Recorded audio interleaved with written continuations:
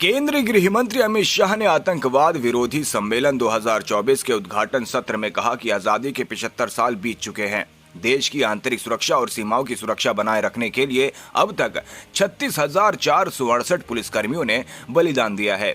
मैं आज उन सभी को उनके सर्वोच्च बलिदान देने के जज्बे के लिए श्रद्धांजलि देना चाहता हूं और देश की ओर से उनके परिवारों को भी धन्यवाद देना चाहता हूं।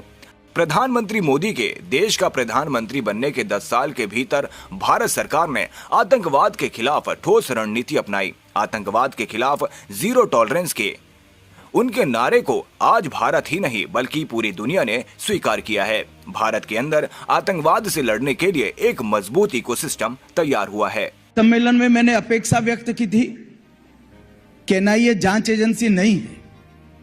एनआईए के तत्वाधान में देश भर की आतंकवाद विरोधी गतिविधियों का संकलन होना चाहिए, संवर्धन होना चाहिए, कानूनों की समझ, अभियोजन को बहुत सटीक तरीके से कोर्ट के सामने अपना पक्ष रखना और जेल तक आतंकवाद निरोधी तंत्र को मजबूत करने का काम एनआईए का है। ये 1 वर्ष के कार्यकाल के अंदर बहुत अच्छा काम हुआ है और मैं फिर से एक बार एनआईए की पूरी टीम को बहुत बहुत बधाई और साधुवाद देता हूं। आज 11 पदक विजेताओं को भी यहां सम्मानित किया गया है।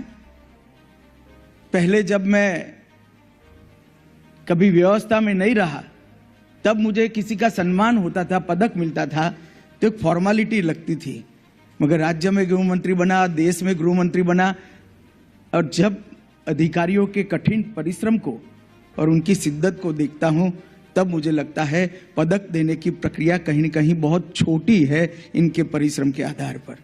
ये मैं 11 के 11 अधिकारियों को बहुत बहुत बधाई और साधुवाद देना चाहता हूं।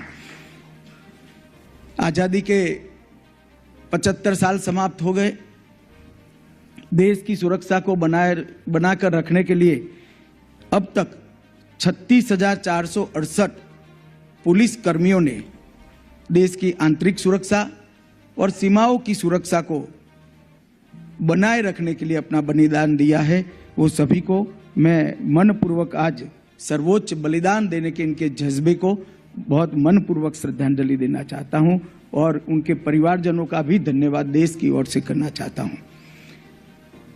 आप सभी जानते हैं कि 2019 से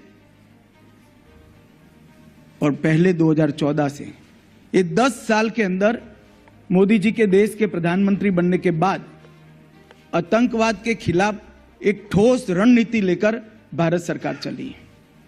मोदी जी का एक घोष वाक्य जीरो टॉलरेंस अगेंस्ट टेररिज्म, ये न केवल भारत समग्र विश्व ने आज स्वीकार किया है और ये 10 साल के अंदर भारत के अंदर टेररिज्म के खिलाफ लड़ने की एक मजबूत इकोसिस्टम खड़ी हुई है। हालांकि बहुत कुछ करना बाकी है।